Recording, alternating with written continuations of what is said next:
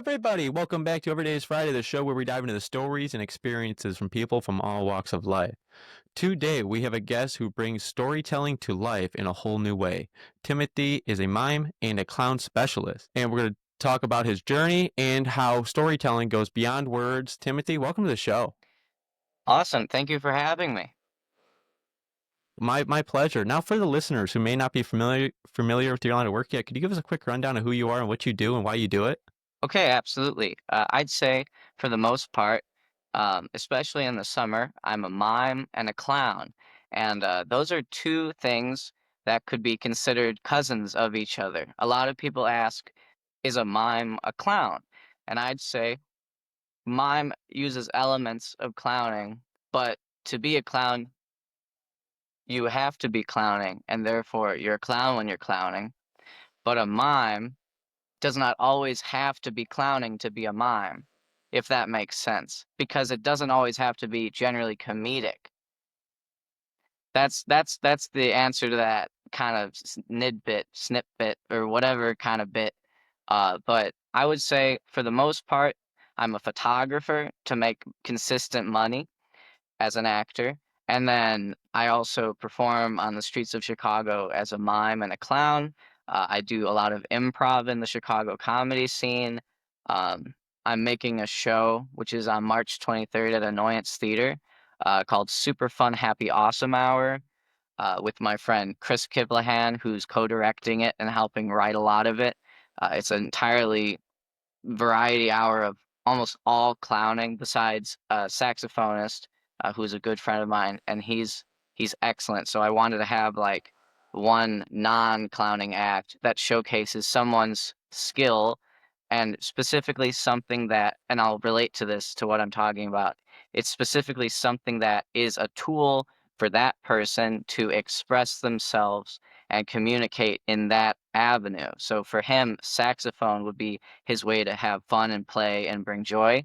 And for us as the actors that are the clowns, that's our tool. Just like your tool is probably communicating with people or doing this podcast. This is your tool for expressing yourself, talking and collaborating and corroborating ideas with people. So it's kind of the point of the show is everyone has almost their own way of playing and making fun in a positive way uh, and bringing joy with their own specific tool set. So I'd say I'm a clown, I'm a mime, and I'm an actor. Now, how did your journey begin into being a mime and being a clown begin?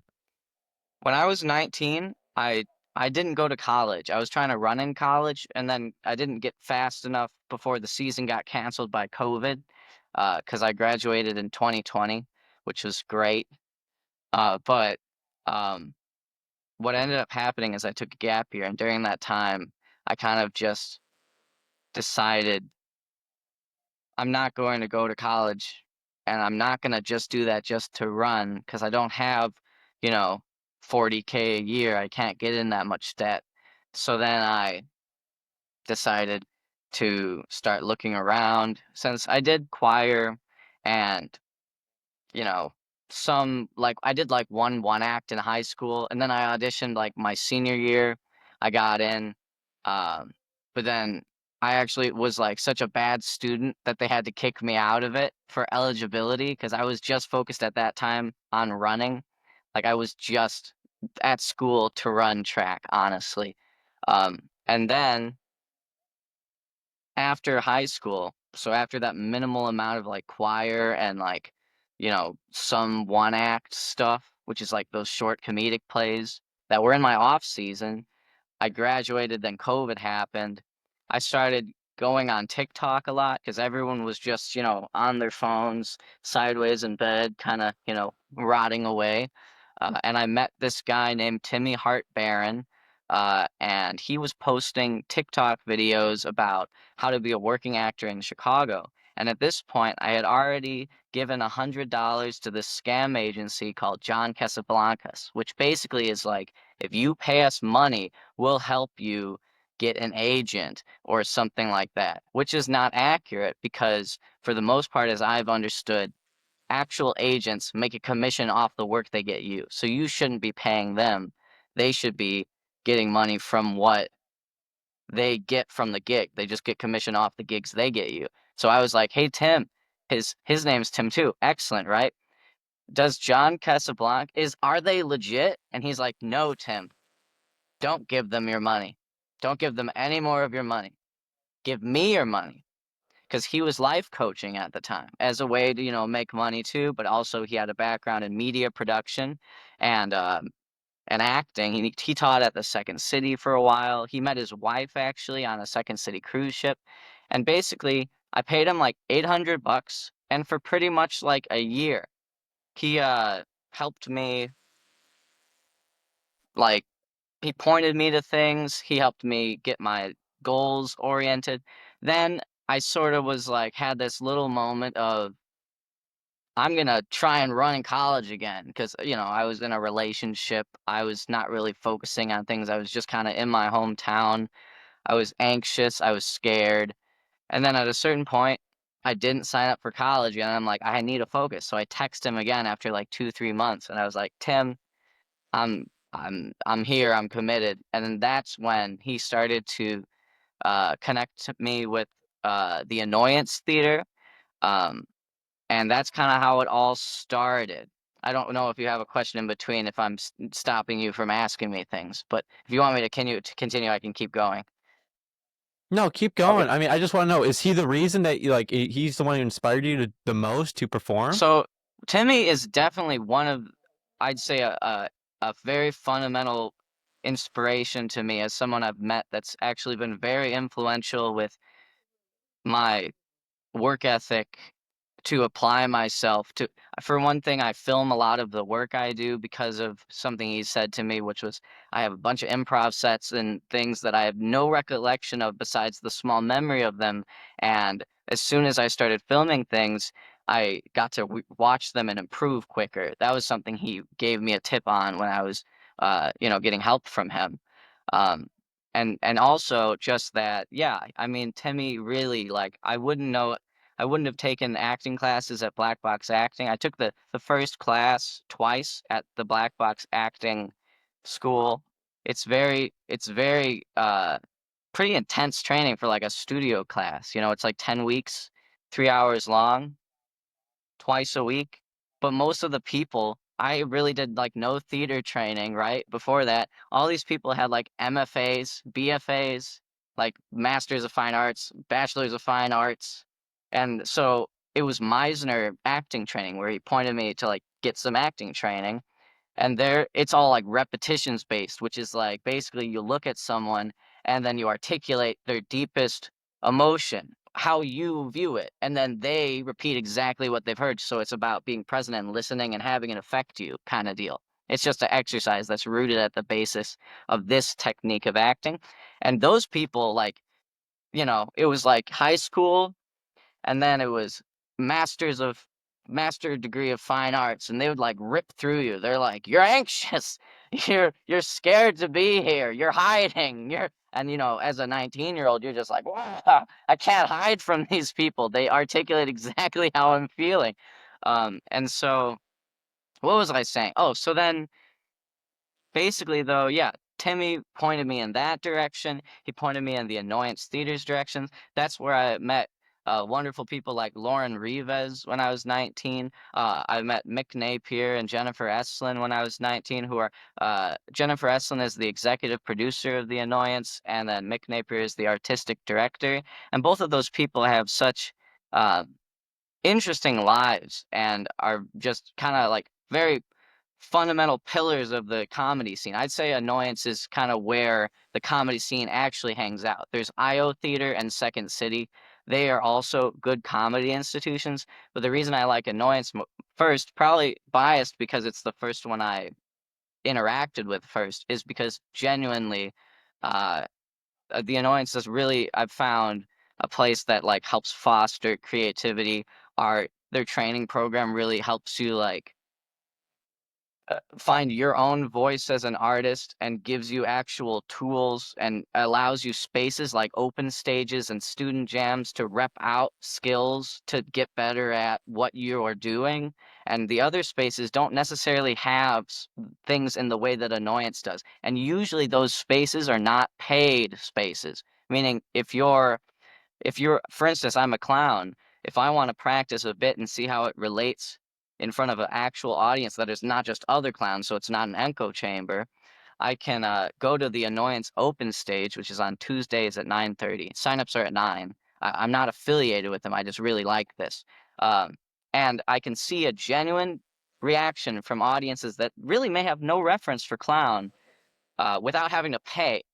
For instance, at Second City, you can't do their student jam for improv unless you've taken their classes. With Annoyance, they welcome people that are past students, not students, and present students there. So basically, anyone that wants to rep it out, unless, and the only thing is, it's just no problematic language. Don't be homophobic, transphobic, bigotry of any kind.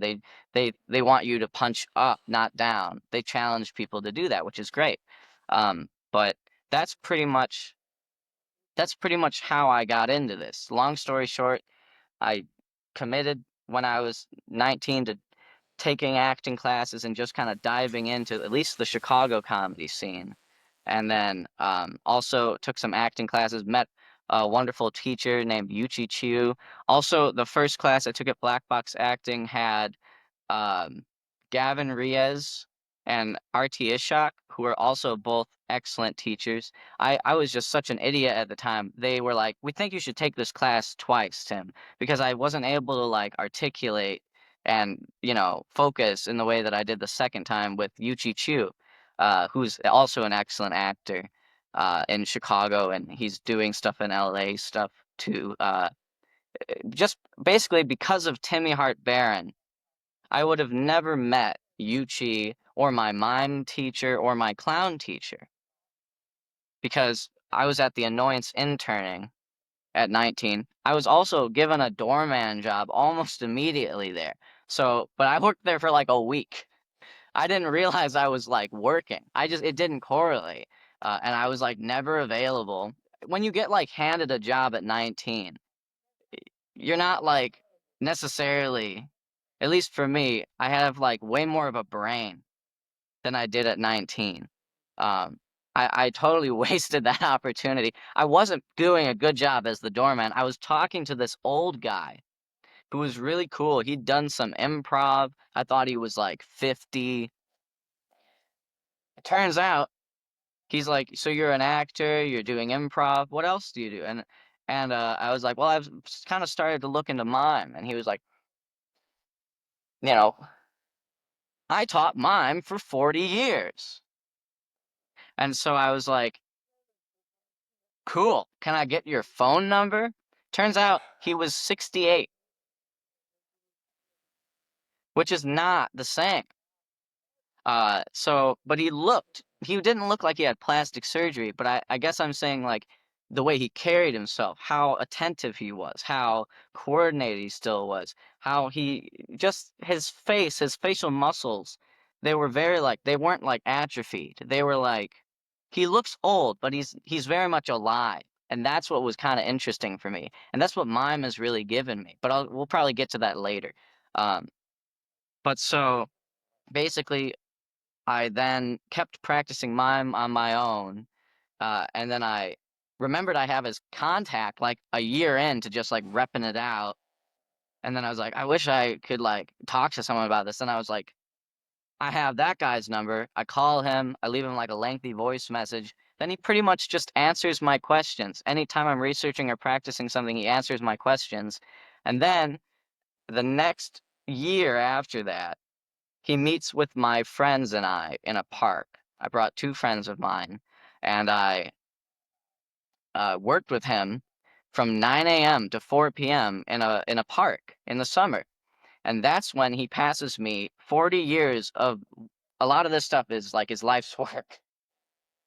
He passes me 40 years of teaching notes and references for like the stuff he does, which is like because he's like, "You're very passionate about this, and you're working very hard at it, and I can't think of someone better to give this to." And that was very like, I can't express how lucky I am to for someone that, taught and, has, like, direct connection to Etienne Decroux because his teacher studied with, Etienne Decroux, classmates with, like, Marcel Marceau, I think in, like, I think his name is Jean-Louis Barrette or something like that, but my point is, this guy that I've met, Andy Weisberg, has, like, accidentally, I met him accidentally, he has, like, direct connection and lineage of training to, like, the very close connection to the source of, like, the guy that developed these thought processes. It's specifically how we know them, at least. Um, but so that was very lucky, and so I've just kind of been practicing and learning from those notes and occasionally calling him, and that's how my process of doing mime has been. I've taken a lot of the acting training from Black Box too, because I've found that the more I learn about mime, it's actually more of a acting training than just, you know? Um, but to wrap back, then I'm so sorry for your editing.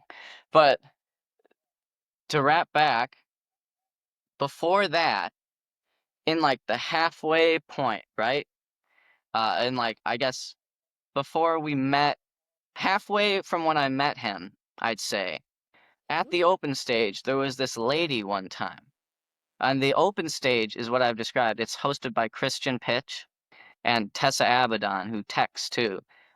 And before that, there was many iterations of the open stage. It was kind of this new thing in like the end of 2021 when I started going to the Annoyance Theater. Um, the crowd has changed. How it is has changed. How it functions has changed. I really like how Christian Pitch and Tessa run it. It's much more coherent, and there's a lot of like almost everyone gets up each time. But when I was 19, I met this person named Max LC who also kind of took me under their wing and said, "No, you idiot, come this way," kind of deal. I've been very lucky in that regard. Max is a paramedic right now. Doesn't do comedy anymore, but they really helped me uh, find my rooting, get a bunch of reps out because I was too broke to afford like improv classes at the time. But they helped me by saying, "Let's improv together." And I was just using the acting training, just listening and, living in the circumstances. I got to then, because of knowing Max, and then because I was told by people and helped to have confidence to text people, I was allowed to host the open stage. And that led to kind of working with Max together as a team. And really, it was just Max as like a 24-year-old, I think, at the time, or 25-year-old. When Max was 19, people had done that for them. And so Max was like helping me learn how to run a show, uh, how to interact with an audience, because I sucked. I sucked, dude. I was so bad.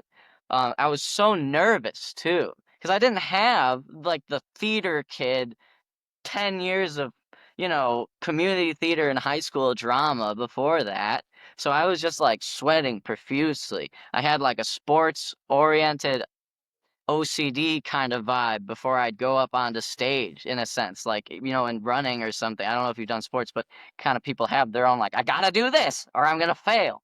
I had that sort of stuff at the beginning because of that's how I applied to how I viewed it, like, um, athleticism. I really haven't necessarily changed that.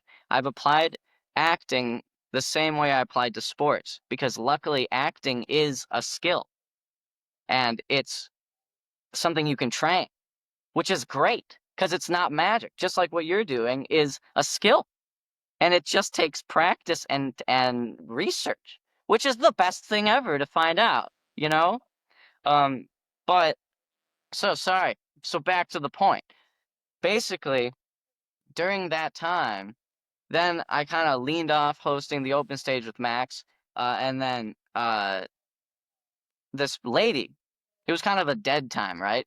Like people, I don't know, it just wasn't like the best stuff going up. Uh, it was kind of like it was in winter, it's really cold in Chicago, uh, excessively impressively cold. And I remember it just being like such a lame night. And I should preface this by, besides improv, most of the stuff I did that I didn't know what it was yet, but when I did stuff like sololy, It was kinda clown. It's just, I guess, kinda always my what I guess that sort of vibe of things is what I like. For instance, the reason I started looking into mime was the first time I went to the annoyance, besides once in the summer when I was introduced to, like, someone running, like, the stage, right? Um, I think, Joe McDaniel used to be someone that was running the like, I don't know his position in the theater or what it was, but I got introduced to him, and then I texted him asking if I could host the open stage, because my friend Brando Crawford, who's like an excellent he's like producing stuff now in Los Angeles. He's a very interesting guy. Honestly, I'll try and see if you guys could talk with each other because that would be such an interesting conversation. But basically, he was like in Second City Conservatory at the time, and he allowed me to have confidence that I was like, I think I could also try and do that. I don't want to overstep, but I was like, I think maybe I would be allowed to. Because Max definitely was the host of the open stage, but it was not like Max was like the host.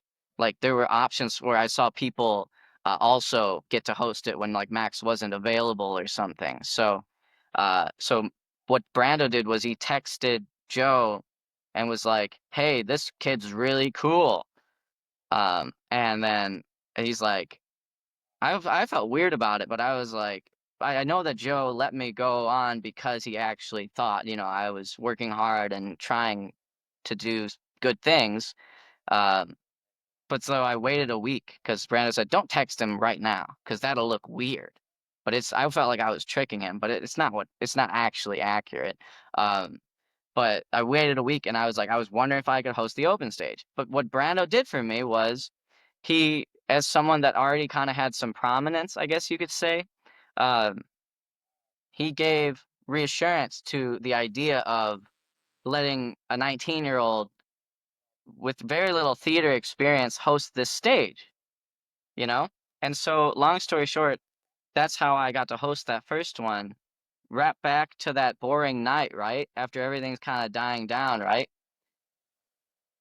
It's like everyone's tired. It's really cold outside. And I had been doing this sort of half mime clown stuff. Uh, the reason I got into mime was because the first time I went to the Annoyance Open stage, because Timmy Hart Barron was hosting it, that's how I found out about the open stage. I did this bit that I made up where, and I explained this to the audience because I didn't have any of the tools yet. Basically, a mime has to take a diarrhea pill before he performs. I don't know why. I think it's because I wanted them to wonder if that was real for me. And then he's in a bathroom, but he drops it, and so he has to eat it. And then he finds himself in a wrestling ring. No, then he gets trapped in a box. Then he gets out of the box. Then he has to he finds himself in a wrestling ring and has to fight John Cena because you can't see him. It's very creative, I know, but not my best work. Uh, so basically, I do that after explaining it pretty much how I just explained it to you. I then do that physically to the music of Raindrops Keep Falling on My Head. Do you know what I'm talking about?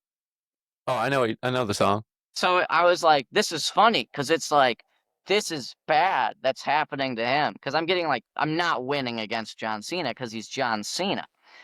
And then this song is like raindrops keep falling on my head. So it's like happy and sad. I thought I was like, this is great. This is the best thing. People didn't hate it.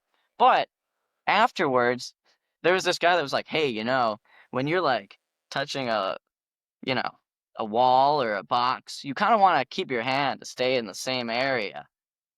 It's called fixed point. And I was like, oh, I'm not really a mime because this is my first time like ever like performing I didn't know any basis of mime. I just apparently was interested in it. I just thought it'd be a good bit. And I'm like, oh, I'm not really a mime. But they're like, afterwards, people are like, hey, you're the mime guy. Hey, you're the mime dude, right? I'm like, I'm not, I'm just Tim, you know? And then it was just like the next time I came back, they're like, are you gonna do mime again? Are you gonna do mime? And I was like, yes. And so I kind of like just kind of started learning about it because I was like, I guess I do like this. And then later I met Andy later that year. So it was like, great. Back now again to like, this is like a movie. We're like jumping back and forth. Back now to that lame night. I was kind of like in a funk.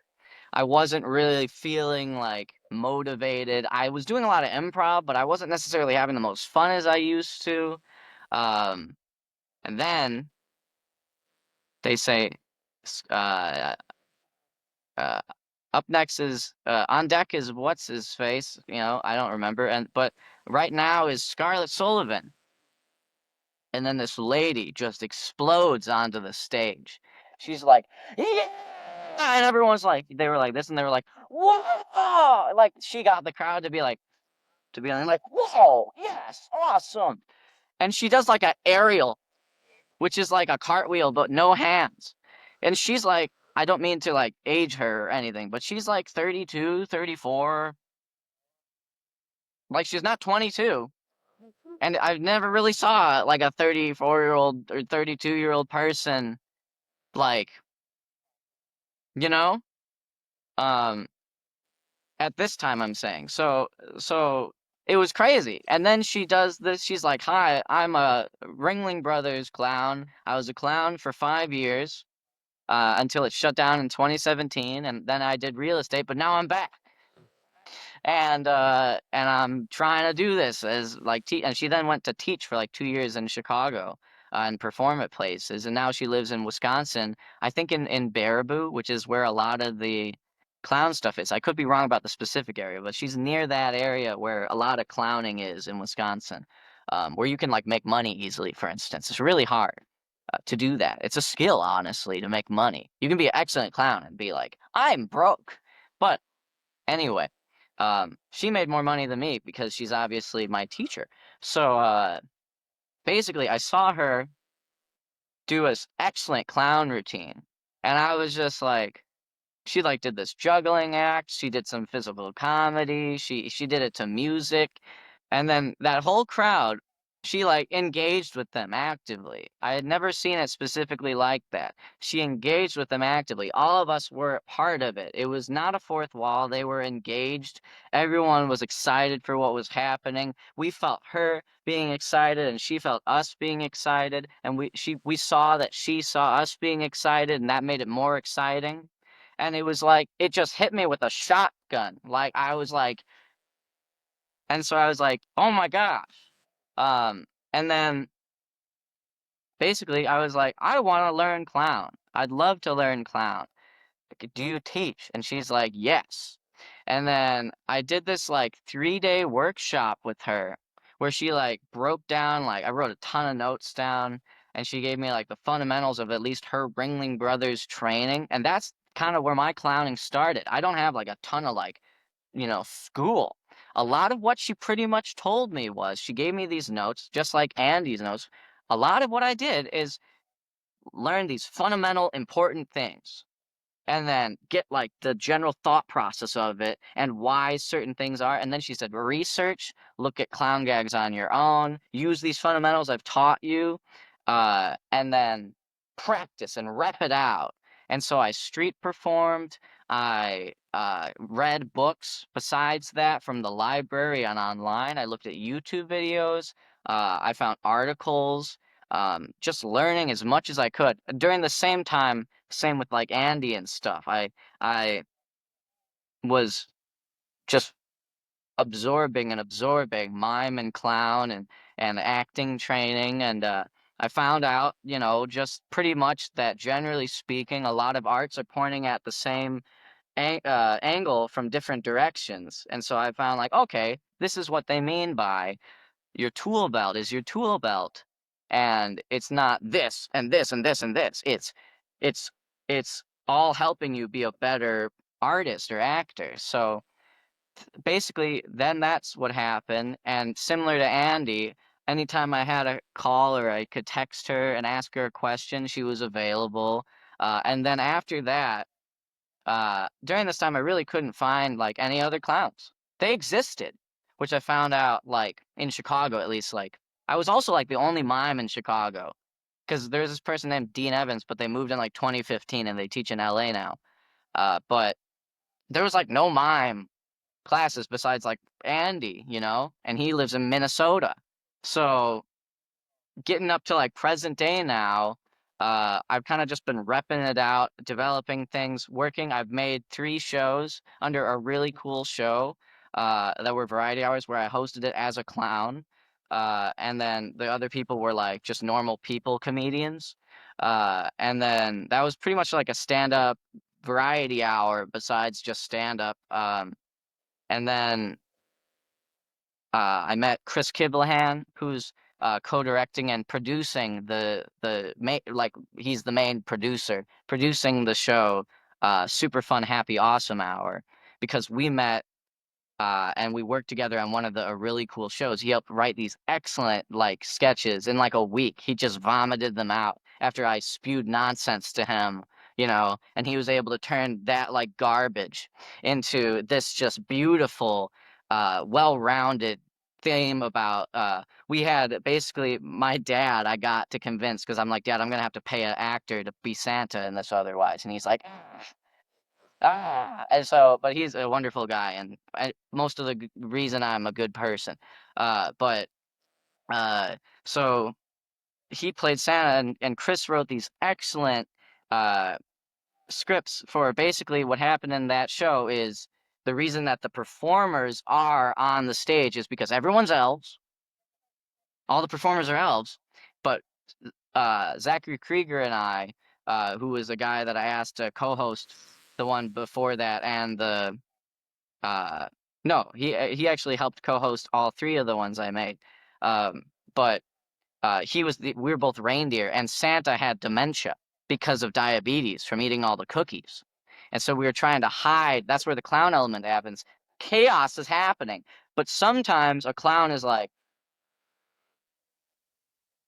I am, this is fine.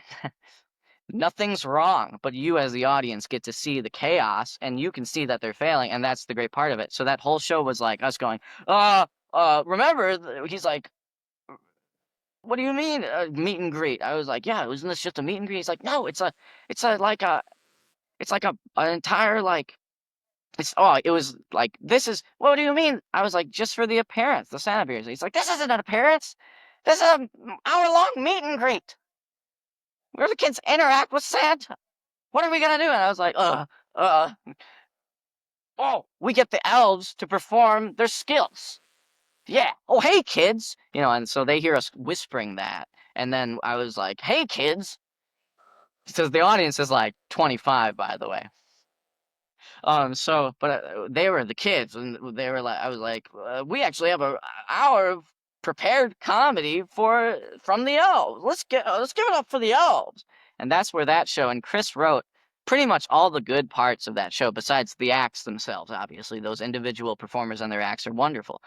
But like any good reason that I was funny, was because Chris helped me, you know, dial and funnel my garbage nonsense. They're good ideas, but it's nonsense garbage and saying it out loud. And he made them into cohesive thoughts. So that's why Chris is awesome and why we work together. But so basically, long story short, all that happened, and that's led me to, with all the training I've now had and a lot of the research I've done, and active practice on the street, that's led me where I am now, where I teach mime workshops and clown workshops whenever I can. I do freelance photography to make money. But besides that, I teach mime and clown workshops. I perform as much as I can on the street. And basically, I'm like, trying to do this full time. That's my goal. I'd like to get an agent by the end of this year. I have a lot of acting training under my belt now. I have a lot of real life experience only because I've been extremely lucky. Because where I went, people saw that I was trying to become better at what I'm doing, and they took me under their wing. answered my questions with patience, pointed me in the right direction, and listened and answered when I asked. So that's pretty much how it all happened. The clown, mime, acting, hosting things, making my own show, and then finally working together with Chris Kiblahan on this show together has been probably the most engaging, fun, and enjoyable experience of making a show I've had so far in my life. It's been such a different experience. Every single person that's engaged in this show, the rehearsals are like, this is an idea, this is an idea, this is an idea, this is an idea. And no one's like, no.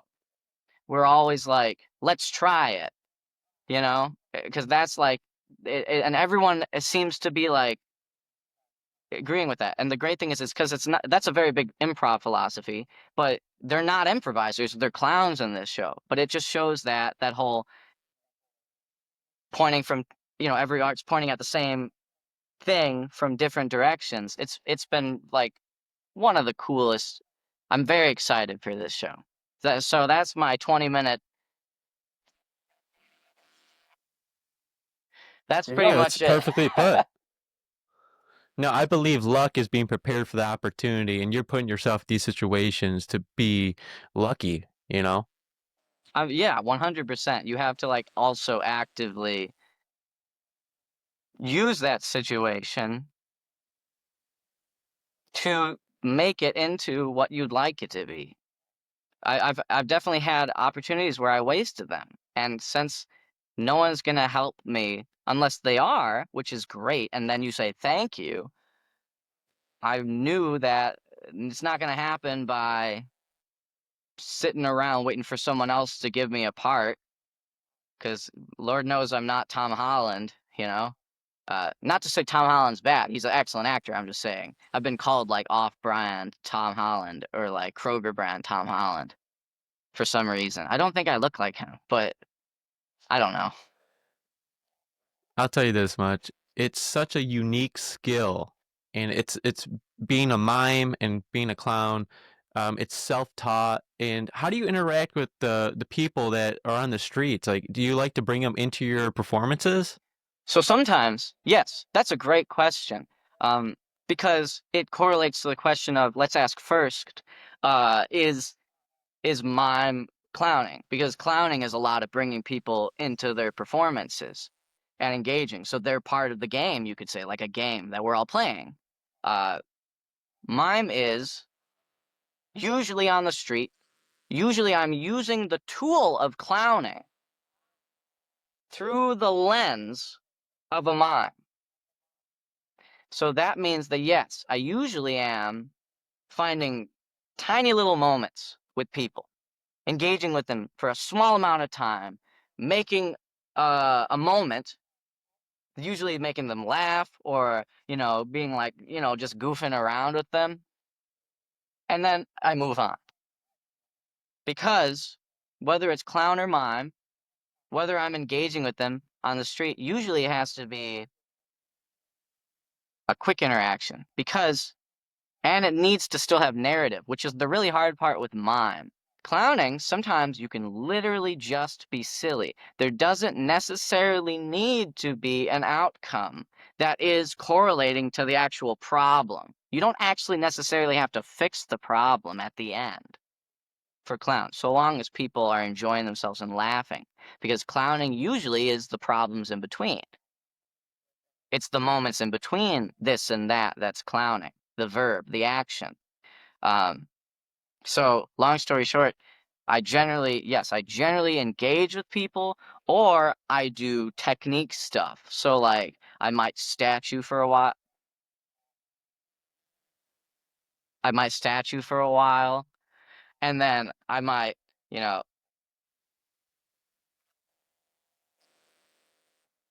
like I might do some robot stuff. Uh, there's many different like I haven't done it yet, but there's this thing where like you can label and say like obviously be respectful. But there's this thing where you can have people manipulate you. So like I'm sure maybe you've seen it like you kind of become like if they put your arm here, they're like it's like that. If they put your hand here, it's like that. If they put this finger here, it's like that. You know, if they put this finger here, it's like that. And that also is like, it's great because it's practice. People like it a lot, actually. They're like, ha, I put his elbow here. Humans, you know, we're interesting. So yeah, usually I'm interacting with people, and sometimes if I get a crowd, then I can do what mime in its sense really is, which is engaging with an imaginary world and generally telling stories, you know, because we're not, you know, that's generally the definition I tend to agree with what mime is. Besides its training techniques that reside in it, mime overall is because it doesn't always have to be pantomime, which is the art of telling stories without words. Mime in itself is simply engaging with with with imaginary objects and creating a world that is referential to our own experiences that everyone can relate to. And usually that forms stories, but it doesn't need to. So yeah, usually that's what I do. I either do those short little moments and then move on, because people, you don't have that much time sometimes on the street with people. Or if I get a crowd, then I can tell some funny, wacky stories without words with the tools I have as a mime. But if I'm clowning, it's first of all, clowning both gives me more ability to interact and also less ability to interact in certain avenues. For instance, with the mime, I honestly feel like I have more ability and more, I guess, my bandwidth bar to make mime gives you almost unlimited possibilities for performance. And clown, while you can do mime work while you're a clown, generally speaking, you usually use some sort of prop or do some sort of skill, like making big bubbles and putting bubbles inside bubbles, juggling. Sometimes people just have a funny prop. One clown got a roll of duct tape, and all he did was he made bits with people on the street with just a roll of duct tape, and he wrapped himself up in it, and he it got stuck to it, and he found as many games as possible with just duct tape. So it doesn't have to be like, you know, juggling or whatever. It can be like tape. That's your skill, you know. But it stops you from getting unlimited possibilities because therefore you are using, you know,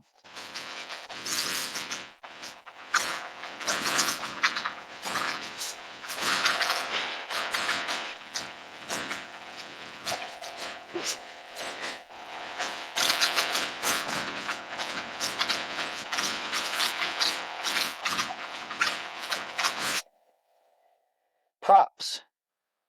You're using props, and props are great because you don't have to use them for what they're meant for, you know. But also, at a certain point, only to the skill level of the clown, a better clown might find 1,000 billion other things to use this for than I could. But eventually, you run out. But with mime, I can be in space as a fish, and I'm drinking tea. You know what I mean? That's the I'd say the major differences. No, and you dive into creativity. Pure and honest and genuine creativity to be a lens that the other people can usually engage with or view me as their vessel for that in the moment to then engage with their own playful selves and using their imagination. Because just like with mime, for instance, uh, you know, if you're performing a very like non-imaginative person would view all my emotions as gigantic and enormous, while a very uh, emotional and imaginative person might see them as very subtle. But my actions, so I cannot rely on their interpretation in a sense of how I'm doing it. I simply have to engage and do what I am doing exactly how I would do it from my perspective, so they can then, like I said, project their own feelings and senses to it. You know, they might find it, the first person might find it extremely uh, dramatic and over emotional or very like slapsticky, while another person might think it's they don't think it's that big. They're enjoying it, but they're not like you know they might need more. So it's just because they're projecting their own emotions and feelings to what I'm doing sometimes. Like I could have a this is like something like if I put on a neutral face, right? But and I kind of keep it just like this, and I were to go like this to you,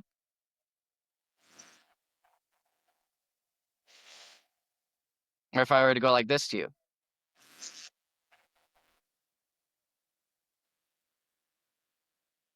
or this, or this,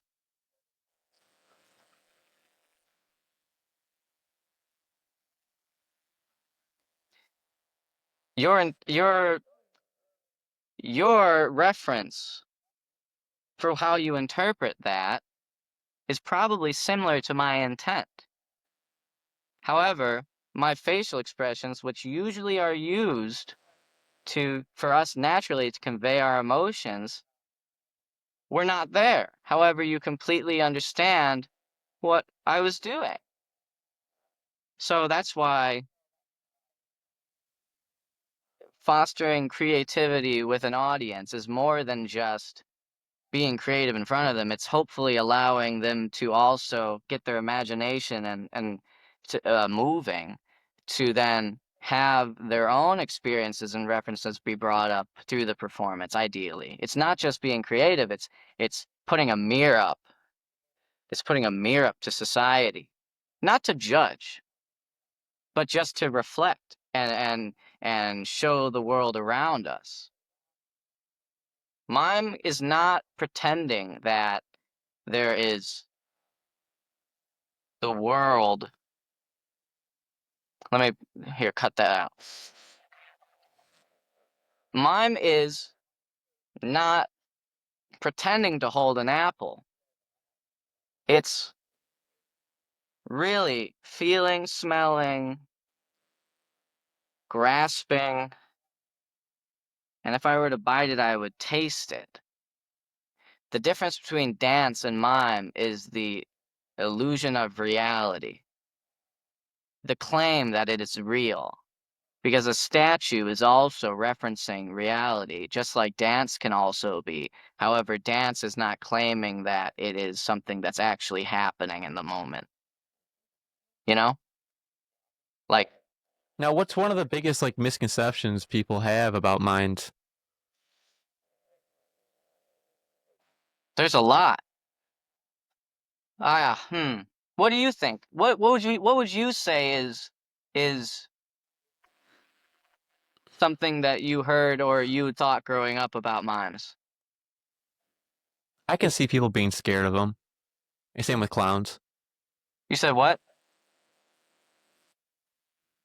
I could see people being scared of the mime or a clown.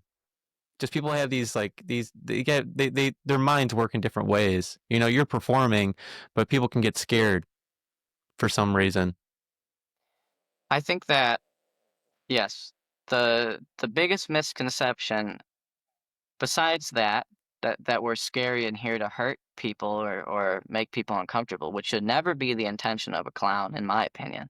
But that's just my opinion. A lot of people would disagree with me on that. But I do think that for clowning to be a verb, part of that verb is to bring joy. Oh, it says connecting. Did I lose you? Just coming in and out. No, you're still here. You're still here. Okay. Yeah, I feel like Hollywood's to blame a lot for that. What You know what I specifically? mean? The scary clowns. Yes, I would say usually people's first interaction with clown is something from a horror movie or a haunted house, when, at least in my opinion, I don't think that if you're scaring people, you're a clown. Because part of one of, at least how I've learned, um, being a clown, to clown, the verb of clowning is to partially bring joy. And in my opinion, as my definition of clown could go, to bring fear is is not it is in complete contrast to one of our entire goals as a clown, which is to make collaboration, play, joy, and to make people feel seen, have us all laugh at ourselves. Oh, all of us have forgotten something. All of us have spilled a glass. All of us have forgotten our keys. Everyone's forgotten someone's name. That's what clowning can be. Terrifying someone is not what a clown can be. It causes separation. It causes people to detach. Therefore, it cannot be a clown. Pennywise cannot be a clown. First of all, Pennywise isn't a clown because Pennywise is a monster pretending to be a clown. Literally, he's like a weird spider thing, technically. And then he is using, at that time, the positive thing, which was a clown, to lure children in. So therefore, he's not a clown. What's the other one? Terrifier?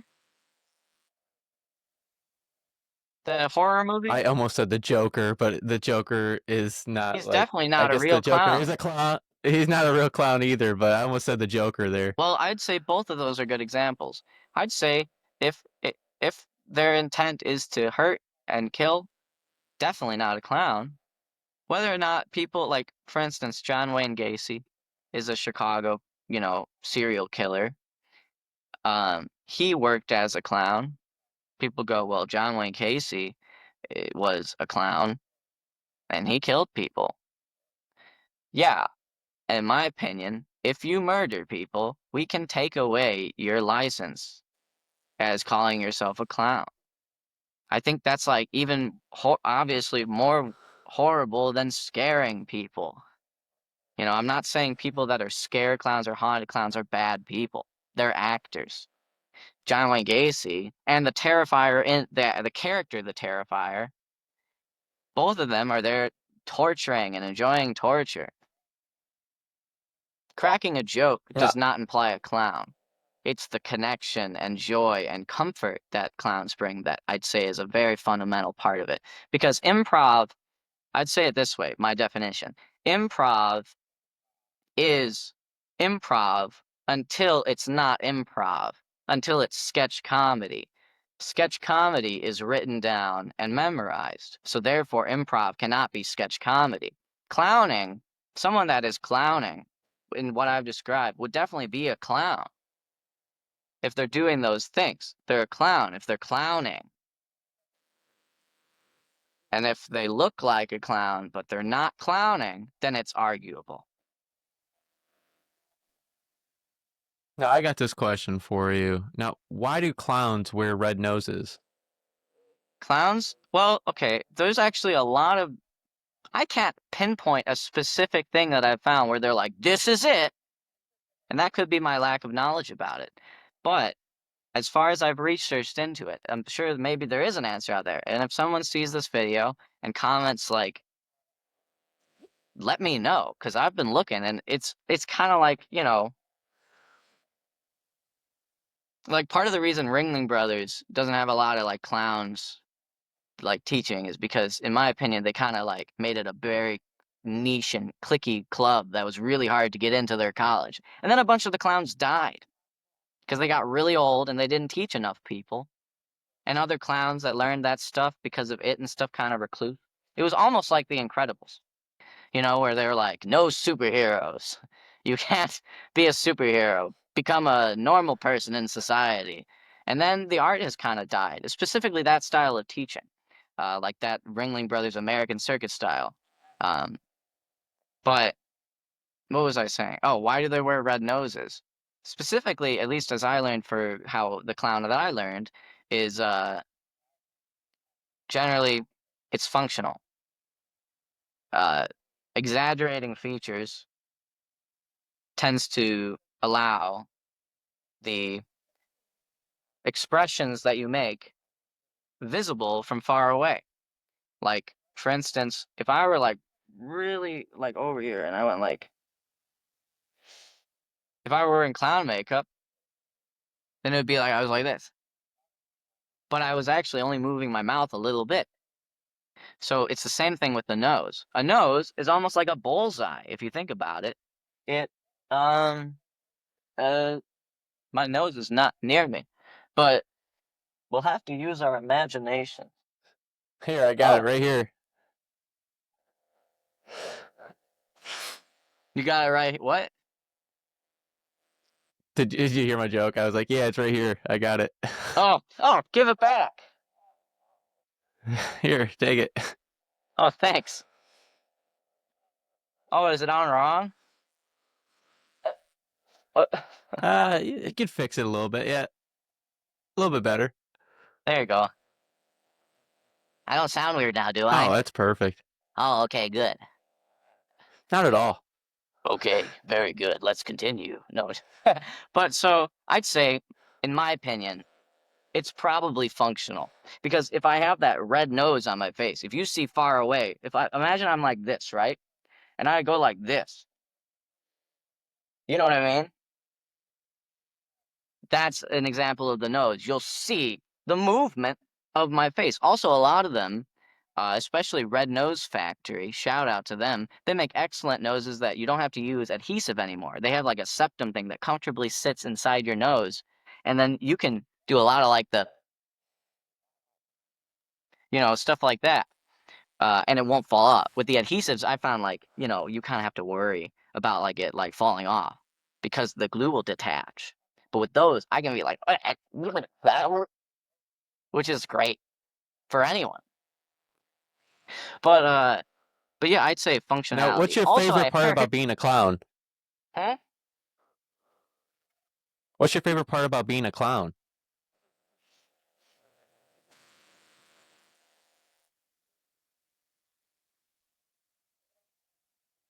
My favorite part is my favorite part is getting people to play. Getting people to play. That's a very broad statement, but specifically, if I can get someone on stage that is reclused, quiet, shy, and I get them to get more here and now,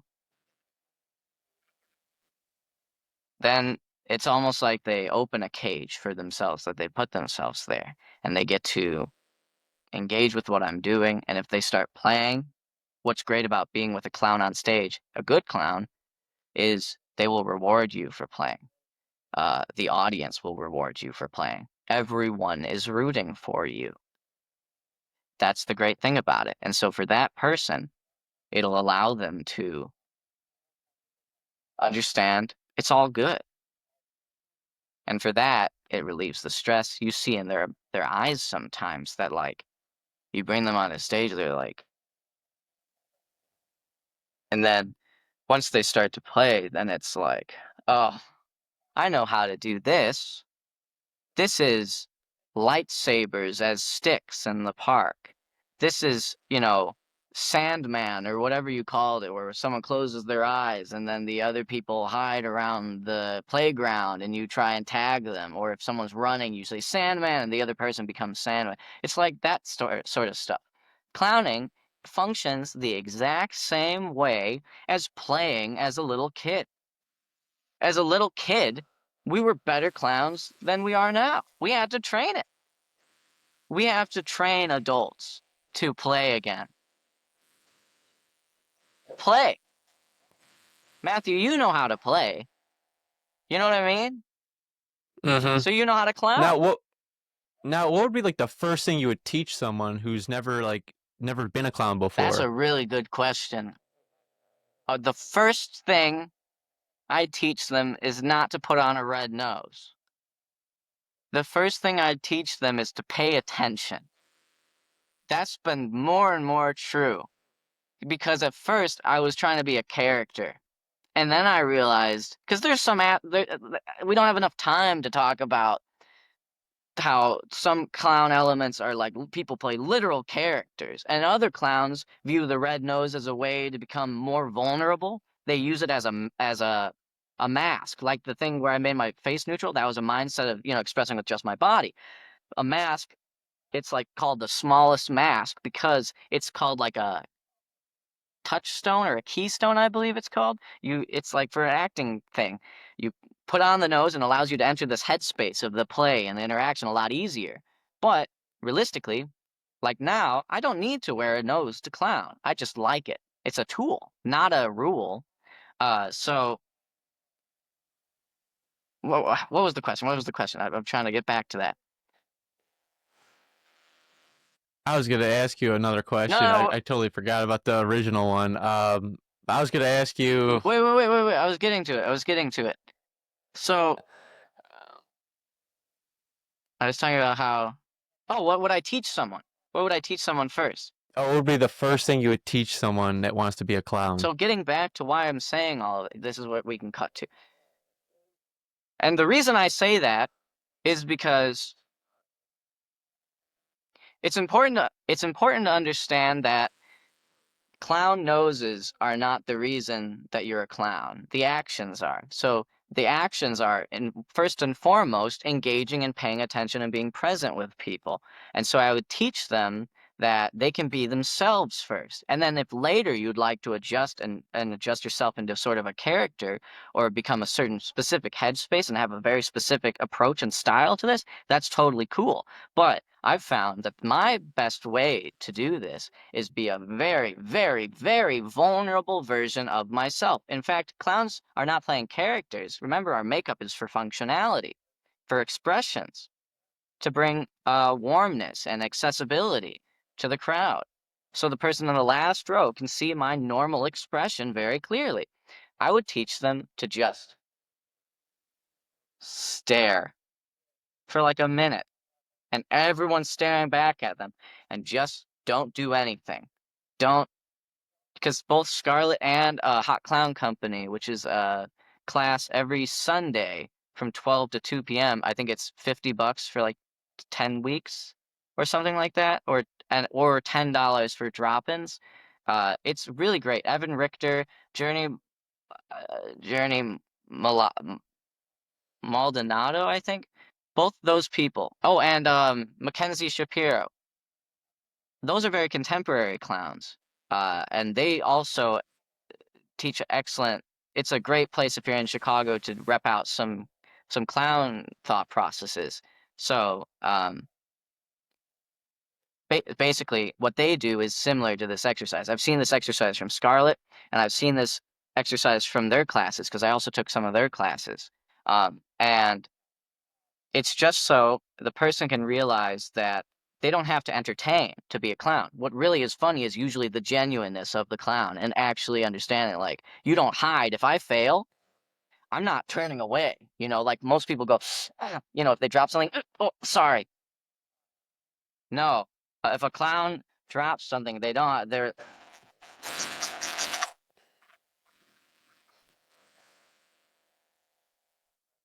why? Because I'm going, whoops. Did you see that I dropped that? That was an accident. Kinda, if that makes sense. And that's because people like being honest. They love the honesty. So I would teach them that because, and I'll get to the end point, is that what Scarlett said to me is master subtlety. And a subtle clown is a much more powerful clown than because that exercise is like that. specifically, because being subtle is yourself. Yourself is subtle. Yourself is enough. Yourself is exactly what you need up there.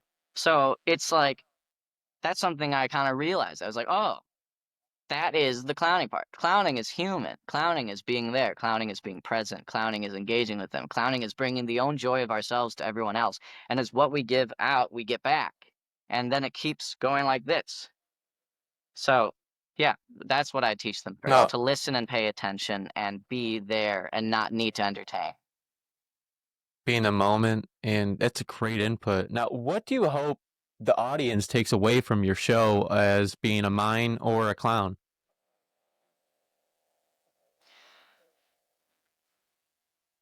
The whole point of the show is first to give kids interaction with clowns that is not scary media, what I'd consider pretty rudimentary, fundamental clown, I guess I am saying, because we're all goose clowns in this show aesthetically, but I'm a goose clown, but someone else in the show is not specifically trained in a goose, but they have clown training, and they agree with my thought processes.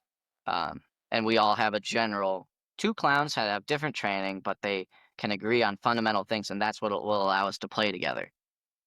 Um, and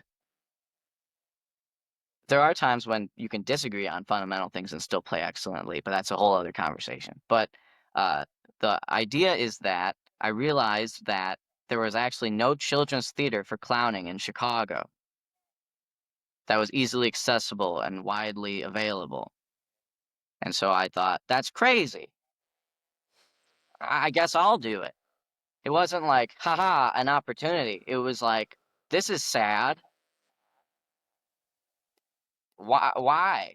There is one other thing. There is the Triton College thing in April. It's Triton College Circus in April with Miss Make Believe and I believe Jared the Juggler on Instagram. But with Miss Make Believe and Jared the Juggler on Instagram, there you can cut it to so I didn't stutter. But besides that, that's one show in April.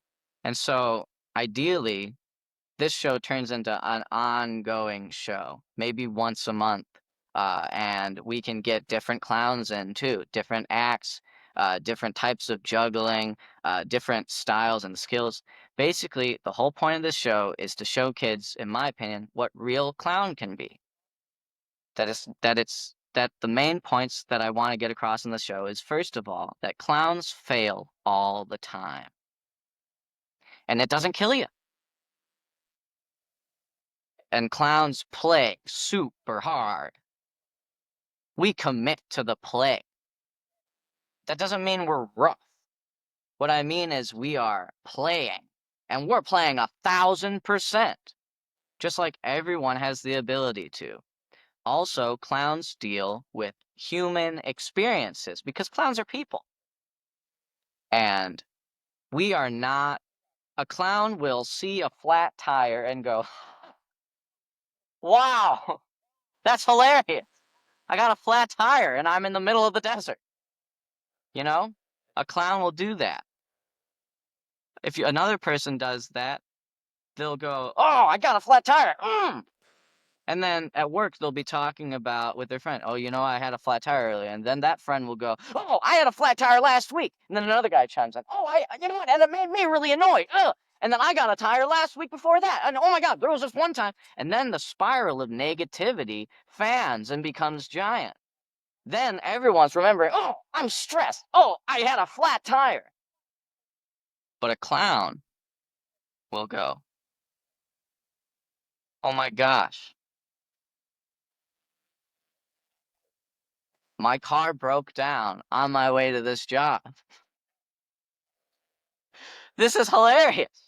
Finding the hilarity in the in the failure is a very helpful thing because it's not delusion. There is genuinely something funny you can find in most things, especially if it's a stressful moment. That'll really, I think, be a great way for the kids to learn that. Also, the final things are that it helps kids see we're using our imagination actively and in a positive way. And there's more than one way to do something.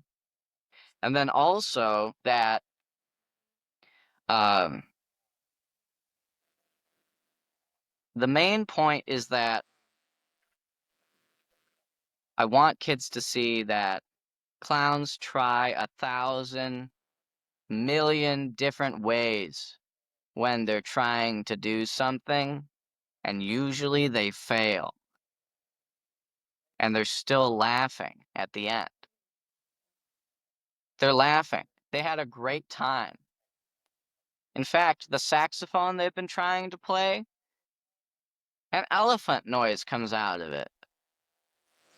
It's not that big of a deal. So, yeah, main points, playing actively and intensely, meaning when they're playing. They mean it. They use that time to play and not to waste it. 2, to persevere through stressful situations and find the humor in it. And then 3, to engage with others and realize that all of us are very similar and all of us are very human and everyone's on the same team. We're all human on this stage. Everyone's engaging with very human elements. And then one of the points that is subtle with this show is that a lot of the acts don't require any speaking. So a kid that doesn't speak English, a kid that speaks Mandarin or Cantonese, Tagalog, Spanish, um, Urdu, whatever, or a kid that does speak English, all of those kids will see the same thing and all understand exactly what's happening.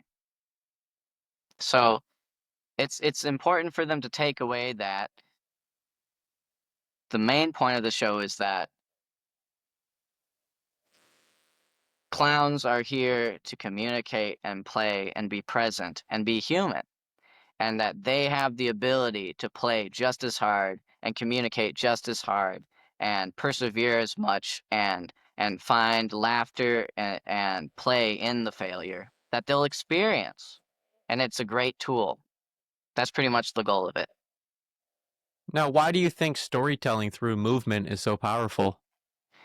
Dude, you're like killing me with these like nuanced questions. This is very good like questions. I'm sorry I've rambled for so long, by the way. Like, okay, I'm enjoying this podcast, so thank how you. long do these usually last? As long you want to go 10 hours, I'm in. Dude, really? Because I can talk 10 hours.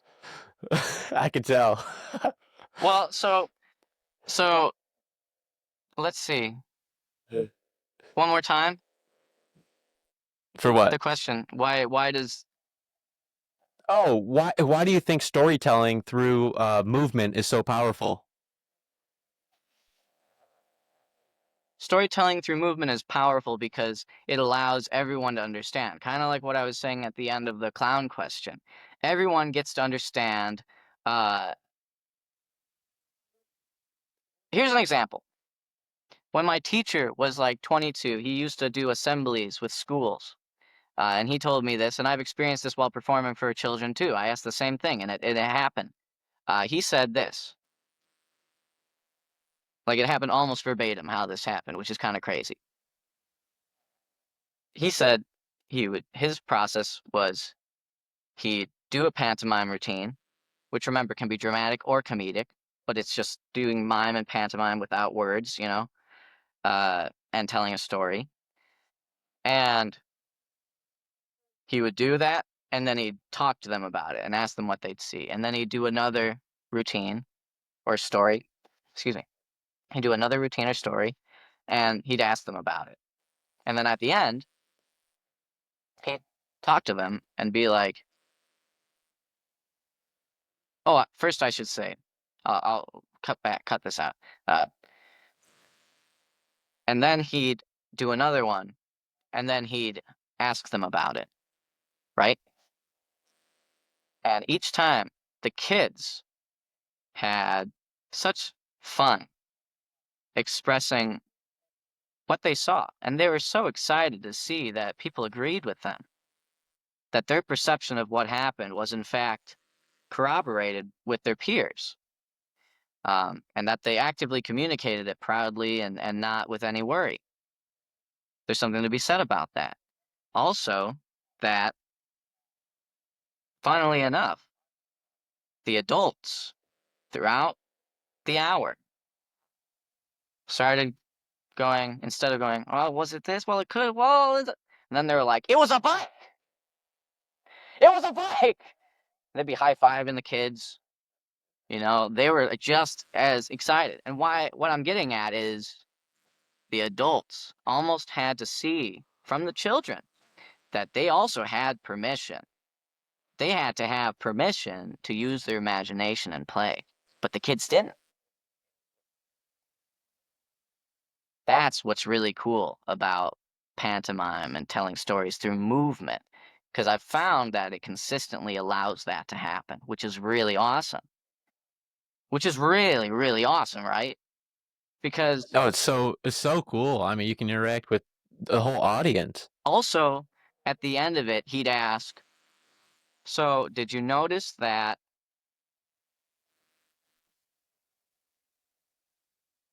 no words were spoken, but all of us saw the same thing?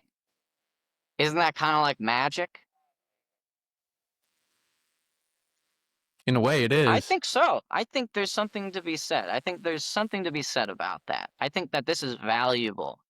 I don't need to argue my art's value, but I'm saying I need to express that I just genuinely think that's pretty important. I think that's something to not be left in the dust.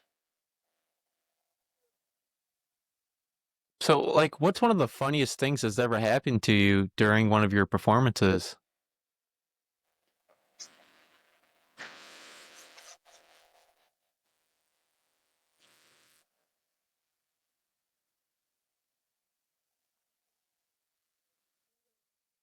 That's a really hard question. I'm trying to get a good one. There's been a lot of things. One of the fun moments of play that I've found, like it wasn't like a random moment. My favorite thing that's happened so far recently is I was developing this material like I usually do, using the open stage as a place to rep out this idea. I'm just improvising through it with the prop. I just am finding moments. I'm creating it on the spot to develop it into things, almost like improv to sketch thought process, but with physical movement. And what happened was the bit is that the clown is a custodian and he's cleaning up all these props, right? But he sucks because he's a clown. And so he's using the broom as a, a cue, or like a sweeping it backwards, using the dustpan as a push broom, uh, maybe the handle breaks, all this stuff. But then at the end of that, the funniest thing that happened was the guy I brought up on stage while I was like excitedly, he's like eventually showed me how to sweep, and it blew my mind that I hit the wall and then I smacked my head into the door, and this is all used through skill. It's not like I'm actually hurting myself, but I made it look like I was like constantly in this role of like smacking my head against this and that and that and that, and people were laughing at that. And then I fall on the ground and he starts sweeping me around the stage. I'm like, and he's just like, and because he's playing, he an audience member was just playing, and he at first was timid, and then he saw, oh look, I can help the clown, and then not only did he help the clown because he was rewarded by the audience for that, then he started sweeping me around. So now all of us are part of the game, the audience, him, and I. And that was just an improvised set. That's the funniest thing. Or when I was uh actually, I'll get. What do you think about that? Like, you get what I'm saying by like it can just happen. That's why clowning is cool. It's so funny because that was not planned at all. I could have never thought about that. But he starts sweeping me, and I'm going with it. I become like a rag doll. Like he's sweep. I'm rolling throughout the stage across it. No, live performances always bring surprises. I'll tell you that much. I bet you have some crazy stories. There was I would I'll disappoint you by saying a less crazy story, but something that reiterates the point, I think. Remember when we were talking about like clowns will rarely admit that they're wrong? Usually. Not every clown. It depends on the person too. But sometimes I like playing with that. One time I was pretending to be this very like snooty French guy. I was a white face and I had this giant mustache that I attached to myself. It was like, you know, and I had this long goatee. So I was just like just judging the audience because I was French. I am French, so I judge the audience. But I wasn't speaking.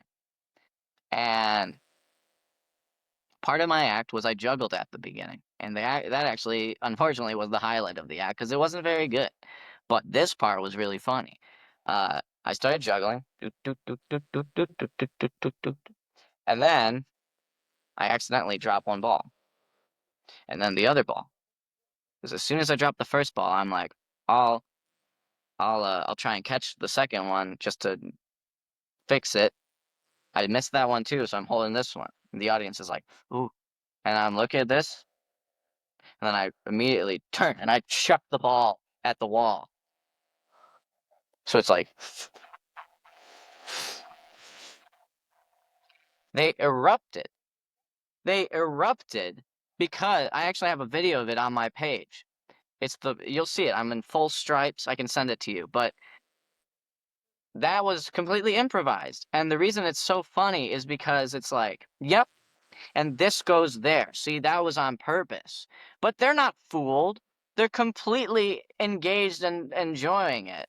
And it made the whole thing better because honestly, I'm not a very good serious clown. Other people are.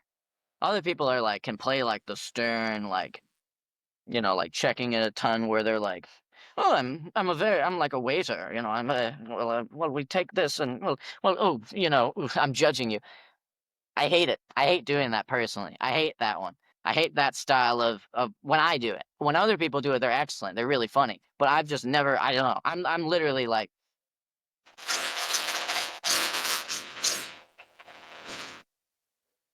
this isn't a ghost clown. This is actually a painting from my aunt Susan Lyon. But this is like a watercolor from when she was in art school.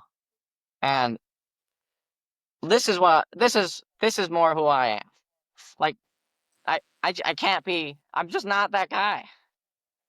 You try and be someone you're not, and then you'll find out. You know what I mean? So, No, I bet you get lots of reactions from lots of different people. I mean, what's one of the best reactions you ever gotten from the audience? Is it one of those?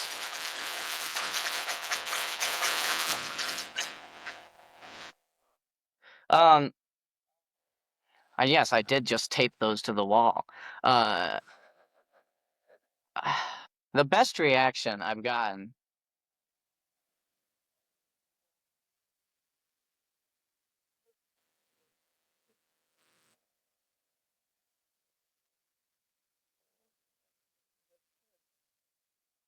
One of my favorite interactions is when I was a mime on the street. And this like 12-year-old grumpy, kid, his younger brother was laughing and waving at me, and I was engaging with him. I was like 20 feet away, just being like, oh, I was a mime, you know, nuanced stuff like that. And then he was like, he was just like, whatever, he's like, I can't enjoy this. I'm 12. Things are not cool right now, because it's important to be like cool when you're 12. As you know, as both of us, we're very cool, aren't we? But, but so, what I ended up doing was, if he was like this, he was like, then I was like, and then this is I just started mimicking him. I started mimicking him. He was just like, and he'd put his hands in his pocket, and I was like, and then he just kept like, I could see it, like, if you mimic and they don't like it, you should tell immediately and stop and move on. But if they do, and you can tell that they're like, okay, like it kind of got him. He was like, oh, okay. I got him to laugh at himself, but not laughing at him. I was just like, I'm a mime. It was kind of the vibe of I'm a mime. No one's more ridiculous looking here than I am. You know, that's kind of the point too.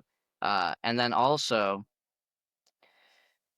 the more I mimicked him, the more he kind of was just like he'd like move and turn, and then I'd mimic him exact. I was mirroring is what it's called. I was literally in real time, like it was like I was a mirror to him. So he was like getting interested by that, and people were like, "Whoa, haha!" So they people in the crowd like that. And then now, guess what? That means what? He is part of the show. He is now people are not laughing at him, but laughing at what's happening. Meaning they're watching him play. So now he's raising his arms, and I'm like, and then he's like, and then he starts making faces at me, and I'm like, and then he's like, he's just like, he's like dancing and stuff, and I'm like mirroring him, and then he's like trying to freeze, but I'm good, I'm locked in, and he's just like, and then he tries to run this way, and then goes that way, but I'm trained, man. I do exactly the thing he's doing, and then everyone's seeing us just walk back, and then we're walking back and forth, and then he's just like, huh, and then he breaks and he laughs. And so everyone on the street was like, this is great. They were laughing because they saw that he was then playing. He was playing, and everyone saw us playing. And so now then everyone like clapped because they're like, ha, ha, ha, and they kept walking. But then he was like, then he was like, oh, okay, that was fun. Does that make sense? Like that's whenever I can get that to happen, when I can get someone, not even a kid, if it's a grown man, that's the hardest thing. You have a dude, he's a businessman, he's got a coat on, he's got a tie. I had to, figure out how to tie this earlier. I was like, what is this? What is this? What? Hello? It was like that. So I was like, if you can get someone on the street, my favorite moment always is when I have this happen. You can get someone on the street going about their day. They're focused. They're grumpy. They've had a bad day. They didn't have a good breakfast. They didn't drink their coffee. They are dehydrated. Their wife is mad at them. Their children don't like them. Their grandma or their mom is judgmental. All of the things that could be happening. You know. And now he sees a mime. Ugh, a mime. That happens a lot. He goes, ugh. And I can get him to stop, take a moment, laugh at what I'm doing. And then sometimes if I just see him being like, then I'm like, like being like, you're super strong, dude, or something like that. And then, uh, or I like pass him a ball, and we'd like this happened once where this dude was kind of green, but then I was like, and then he caught it because he wasn't dealing with shit, but something clicked on where he was like, I gotta catch this ball. Like, and then he tosses it back to me. I'm like, and he's like, oh no. And so I got him to play. I got him to take a moment, stop what he's doing, and then I'm just like, and he gives me a thumbs up.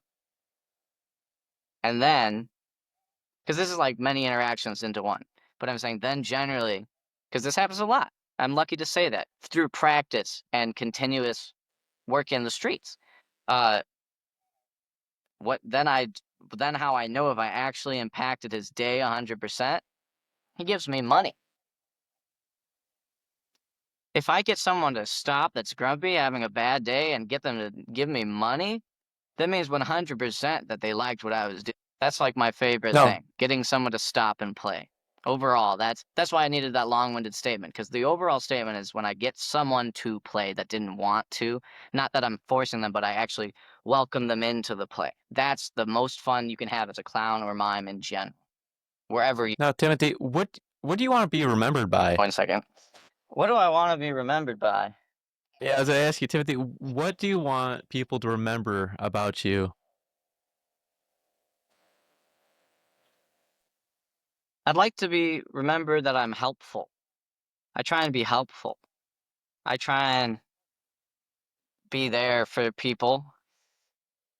Um, I'd like to believe, uh, I mean, I guess also like through my art in that lens, eventually I'd hopefully like to add something to it.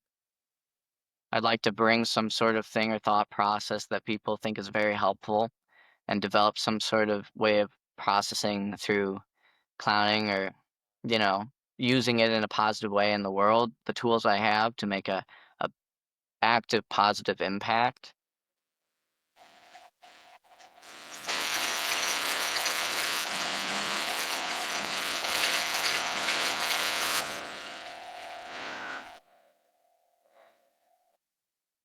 Where'd that come from?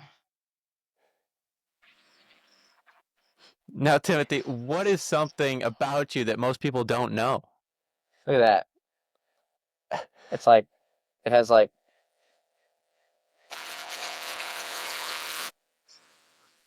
I'm sorry. Uh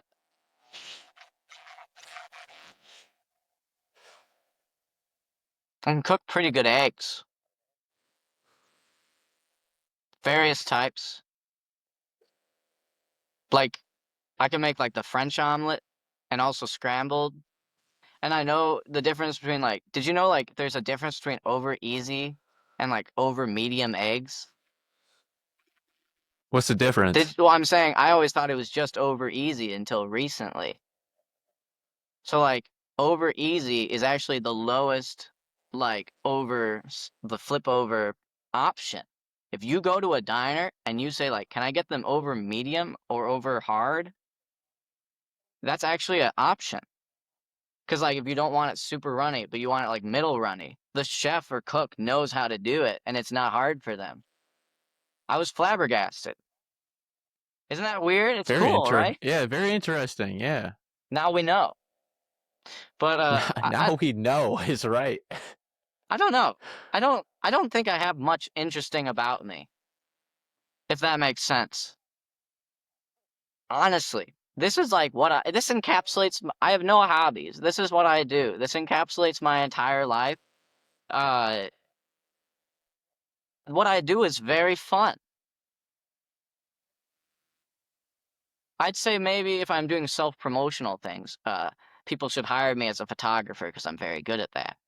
The most people don't know I'm a good photographer or I have a very good basis in like video editing. A lot of people don't realize that, but it's not like like you do a podcast, you interact with a ton of people. You're excellent at leading conversations and asking interesting questions, but it's not like you can't just like say that at like dinner, right? You know, hey Matthew, what do you do? Well, I do internet stuff. You can say, you know what I mean? They have no concept of what that means. I make podcast. How? Well, there's a 40-minute, and they're not asking either, are they? You're asking me actually about clowning, but if someone says, I'm a clown, you're a clown? I go, yeah. And they're like, oh. So it's like, yeah, I I can was, see people make me laugh. yeah, do a joke right now. Usually I do though, because I love making people laugh when they don't think they're going to. What is something interesting about you that's that most people don't realize? I'm an artist. I make music. I'm a country rock artist. What do you do mostly with your music? How do you relate to anything I've said about your art? Like relating to people or engaging with people. How many, what's like what's it called? Something that overarcs both things. Just being in front of a microphone, basically, for like podcasting and being an artist. But also clowning, I'm saying. Have you noticed any similarities in how both of us perform that actually have some universal truths to them? Oh, you got to be very creative, and basically you got to be out there. And we're not normal. I hate to say it like it is. Like we're a very uh, slim percentage of people out there that do what we do. I mean, we perform for people, both of us. You know, I'm a show. You put on a show. It's just how it is. It's for entertainment purposes only. When you're engaging with an audience, have you done anything similar to what I've described when talking to them or getting them to engage? I'd wonder. I've never done a like live audience performance yet.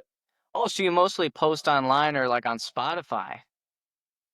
Yeah, yeah. Well, I've done like in-person interviews, but it's just like uh I've had up to 3 guests and I'm the host.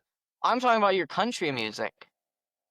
Oh yeah, yeah, no, just music, and I've made a couple music videos too. If you want to look me up, Matty I B43, will. My City, or Matty B43 Halo. I have 2 music videos out, and basically I made them myself.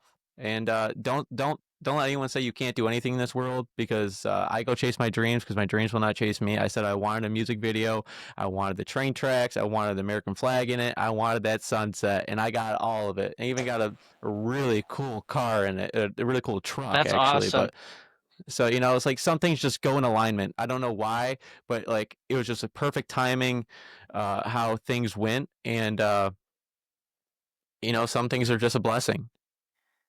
Well, yeah, we definitely have to take like what we're able to do, and if we're interested and passionate about something, we have to use our skills that we have. Oh, that's a thing I guess one of my teachers said, you know, having these tools is a privilege. If we have the tool, we need to use them. If you're podcasting or learning about music, I'm sure that like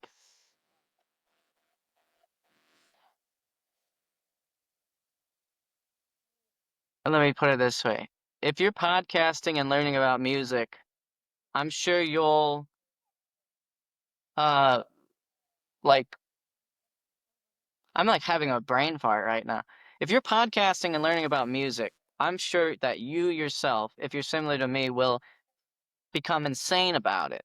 Will become you'll commit fully to be excellent at it. Because personally, I don't do anything. It's not as a way to succeed because of the way I'm doing it. It's not for that reason. It's simply because if I like an art or I want to give it respect, I want to do it well. I want to do it as best I possibly can. And since I can see like your lighting setup and your equipment and I'm sure with practicing music, I'm sure you put the time and effort into it. And I think that's something to be said. If we have the ability, this is something I'll say too.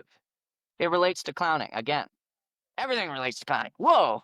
Um, Part of clowning, though it doesn't need to be there, because you can be you if you have like someone that has cerebral palsy could certainly be an excellent clown. They don't have the full range of motion or motor skills available to them, but they could still make an audience laugh genuinely and get people to engage and play, you know? Uh, but what I would say an element of clowning is that it's very physical, and if you have physicality available to you, because that person doesn't, you should use your tool that you have. That's why I make sure, just like you do the best production quality that you have to make your podcast the best and to show your work the best and engage with people and interact with them in a positive way, since I can move and jump and explode with movement and wiggle and squeeze my fists and do stuff like that. We're like do that with my knuckles because of coordination and make waves happen and flex my face and makes really weird faces like I should because I can. And if I don't do it, it's a disrespect to the people that can't. You can, so you do, and I can, so I do, because we should. No, that's very, very well put. I mean, I do it. It's about the journey, not the destination, but the personal development throughout the journey. I'm on podcast 50 coming up this week, and like 90% of podcasts don't make it past episode 3, and like the 10% of that like don't make it past episode 20. So that puts me in the top percentiles of podcasts out there. That's awesome. So like I'm just, you know what I'm saying? Like I'm doing this not not For love, but from love. 'Cause you want to. You as far since I've talked to you, I can tell that you're doing this just because 'cause you're actually I'm gonna make a podcast, and I'm gonna make it interviewing people about things that I find interesting or I'm curious about. Yeah, I dive into the stories and experiences from people from all walks of life. Like, that's because 'cause you're interested in it, though. You're not like, "This will make a great podcast." You couldn't do that if you were not. You could not do that if you were not. You couldn't phone it for 50 if you're like, "Oh gosh. Oh." Like, you listen to a literal clown rant for almost 2 hours. I mean, I had fun. I do. Like I said, I'm enjoying this. Thank you for hopping on the podcast. And I gotta ask you, what's next for you on your in your career? Oh, I don't know, Matthew. I'm I'm trying to be, like, financially stable, to make projects that I'm passionate about, have hopefully an agent by the end of the that's my main goal, an agent by the end of the year. I have a lot of real material by now. I have good headshots.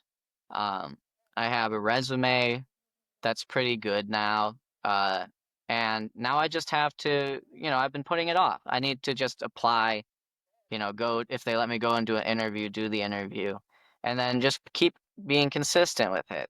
Uh, I'd say my next step would be to continue doing the things I'm doing, probably trying to still expand on my craft and hopefully eventually add something to it and benefit the space that I'm in and not just be noise to benefit it.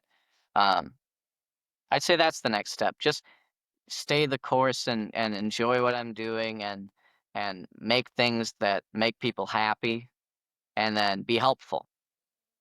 What about you? What would you say? I say you're doing a great job. Oh, thank you. But what about yourself? Like, what do you feel like your next step is?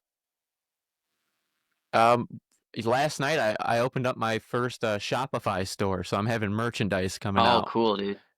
So I had merchandise on Etsy. I'm transitioning to Shopify. Etsy kind of puts all these ads up on you and they take you away from your merchandise and everyone goes on it but Shopify is just me, myself and I and so far I'm loving it and it's I made it last night and I'm looking forward for support from the listeners out there and they can buy hoodies just like this and like shirts behind me. I have hats, koozies and I mean I do this because I just love listening to people from all walks of life.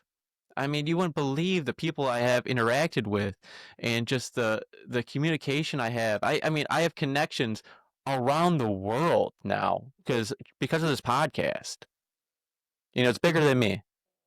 Dude, that's really cool. Like, the fact that it's almost, dare I say again, similar to the goal of clowning, to interact with as many people as possible, positively impact them, and learn and pay attention to what is happening.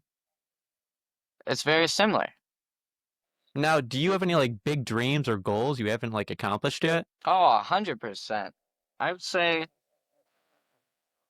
I mean, I'd love to work full time as an actor.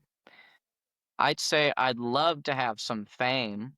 I'd 100% love to have some fame, but only if it's in recognition for things that I feel like I actually benefited the space in, or like, I would like it to be cut. I'd like it to be because I'm so excellent that they can't ignore me, not because I got a lucky gig, if that makes sense. I'd like it to be a piece of work that truly shows my ability and talent, which No, yeah, chasing dreams is like a lifelong journey. yeah. So honestly, I'm not like I'm 22. I turned 23 in April. I've been doing this since I was 19. A lot of people are still in college that are my age, and I'm very lucky to just kind of had like a crash course. And being with like 30-year-olds has really helped me try and I guess like, I start to focus, not make as many stupid decisions, uh, stay on track to improve as an artist. Um, I'd like to maybe by 30 be teaching and acting full time. Because where I'm at, if I do get a big career in like movies or I get to do like mocap, that would be really awesome with my skill set. I'd love to do that. Or uh like even just be in theater, paid consistently for theater. And and that would be great. But honestly, where I'm at, and I didn't expect this at 19. I thought that just teaching would be lowering my standards or my expectations of myself, but really I'm at a point where I understand now that the craft is very important to me more than just like a fame or whatever. I'd be very happy if by 30 I'm not working at all as a actor necessarily. I'm sure I still would be doing work as an actor, but I guess my point is I'd be very happy if I were just teaching mime and I get paid for it and I get to help actors and people that even aren't actors learn about it. You know, there's so many what something I am interested in is working with schools to have some sort of program that talks about this stuff. Like in gym class when I was a little kid, we had a very, very brief, and it was very lucky because the other schools didn't. It was very brief part of gym where we learned how to like juggle and talk about, how juggling worked. And that was because the student gym teacher was there that wanted to, not because the curriculum was there. I think that if they added something like that to schools, it would allow kids, especially in like Gen Alpha, that seem to be very iPad oriented, uh, to play again, to use their imaginations, like some sort of clowning. I don't know what it would look like, but I think that it shouldn't just be in theater class.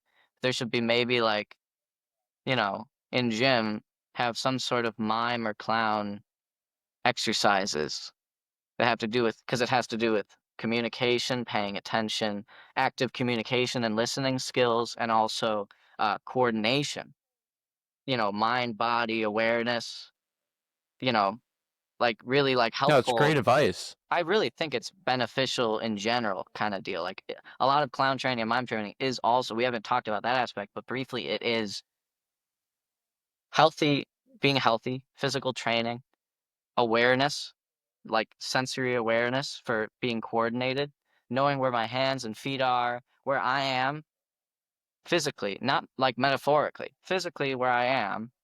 Um, that allows me to like catch things just to, you know, No, you're doing a great job, and I adjust feel like you're quickly. making a really big impact in the field of miming and am I saying it right? Miming, is that a I thing? would say that the field of miming doesn't exist anymore because it's kind of a dead art. It's a dead art that I'm desperately trying to help. I'd say that So now, what clowning advice would you overall in give to someone America. who wants to become a mime? I'm sorry, I interrupted you by accident. What? No, what advice would you give to someone who wants to become a mime?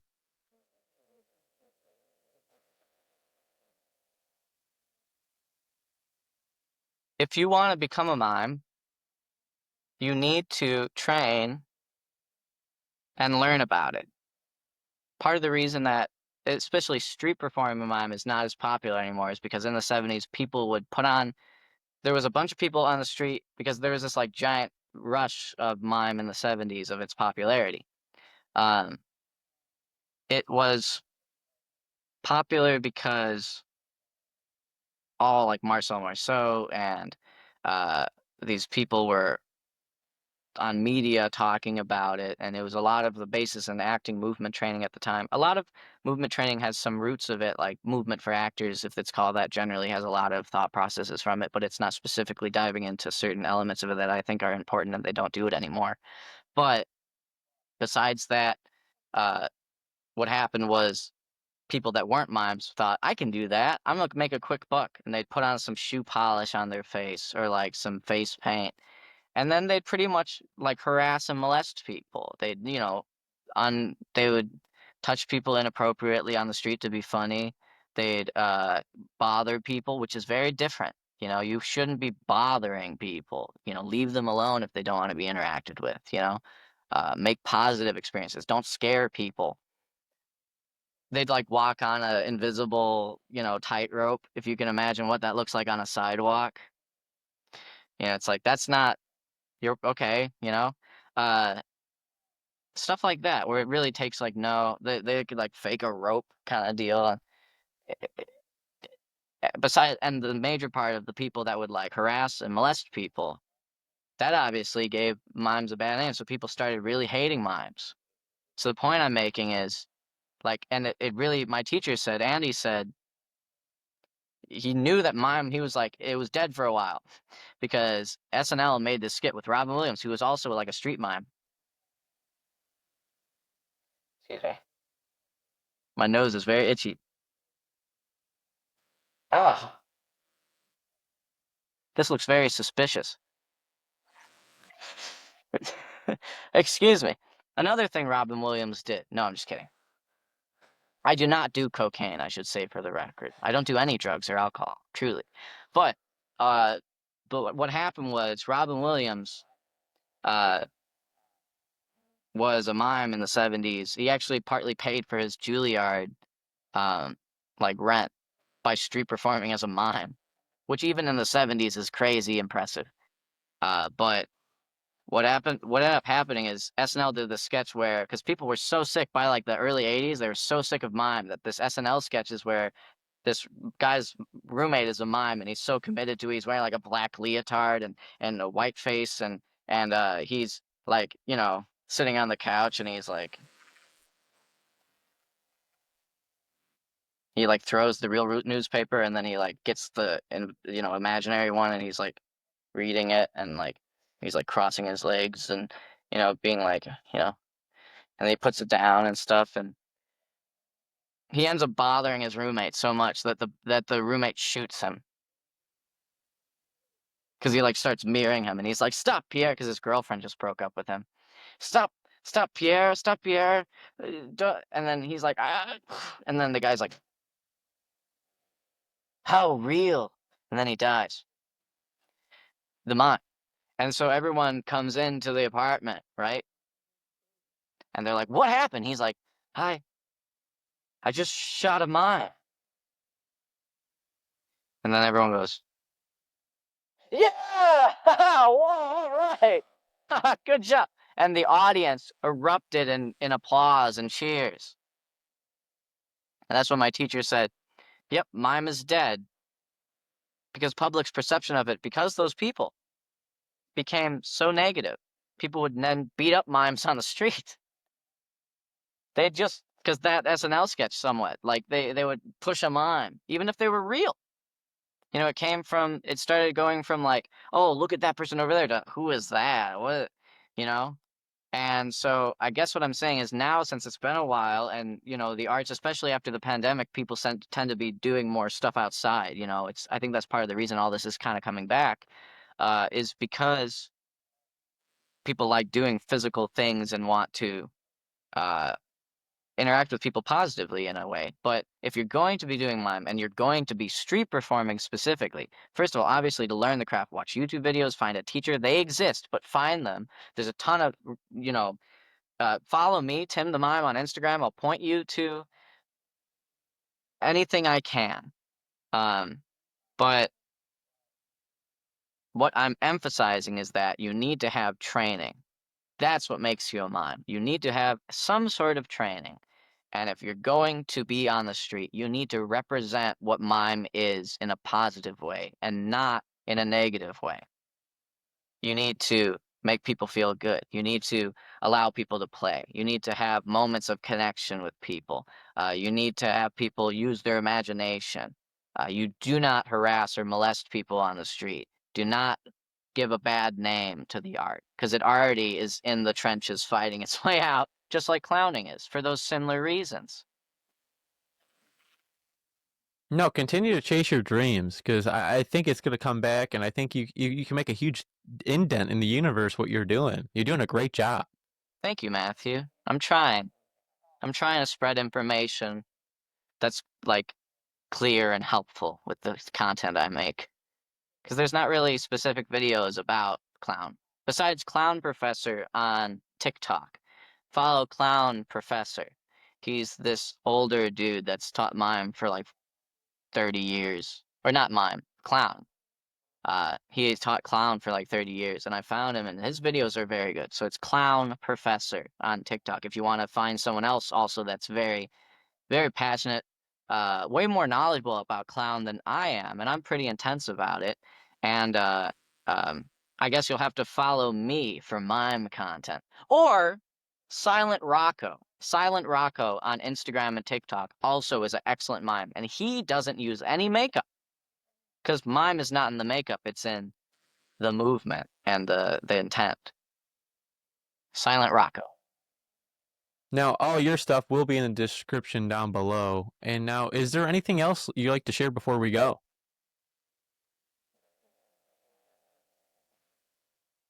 Should I make it sappy and metaphorical or like a plug? You could do both if you want. Oh, oh, hmm.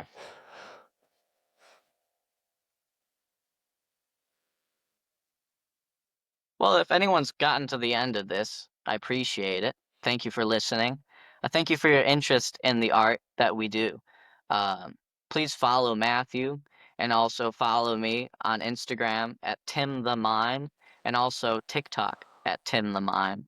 Uh, I'm also on LinkedIn as Timothy Edward. Anyway, but to get to the root of, you know, the whole point of this, I really do appreciate you asking me to be on your podcast because it allows for discussion about this, where really, like, I'm assuming your audience is not usually a clown and mime audience. So it allows me to talk with people that maybe have like no real reference for what the heck a clown or mime is, you know? So I hope at some point I've garbled or vomited out some information that someone found helpful. And also that um, if you're interested in learning about clown, all you have to do is look and research. There are resources out there. Um, find if there's a clown workshop in your city, especially if you're in Chicago. Um, Look up Danny Whitekin, Hot Clown Company, me, Tim the Mime. Uh, if you're in Wisconsin, Baraboo, Wisconsin has a ton of very traditional clowns, at least in a circus style. Besides that, um, whatever you do, if you're an artist, performer, or if you're not, if you just find ways of expressing yourself in different avenues throughout your life, uh, I think the main takeaway from this conversation, the main theme might be to remember that aspect about the car and the flat tire. I found that that really is actually important. If you're if you take anything from this, it's the aspect of finding the humor in humorless situations because it really does help. It's not ignoring the situation. You have to genuinely try and find the humor. And I bet that if you apply that, you'll be surprised. And it really will help your interactions with people, um, how you come across to others. You'll stop worrying about how you come across to others, and just be your genuine and truthful self as best you can. I'd say that's my ending spiel. Be honest, truthful, and genuine as best you can. Um, and do good, then don't hurt people. That's what clowning is about. Timothy, thank you so much. Everyone, go follow all his content down in the description down below. Thank you for sharing your journey with us, your insights, and your love for all the arts.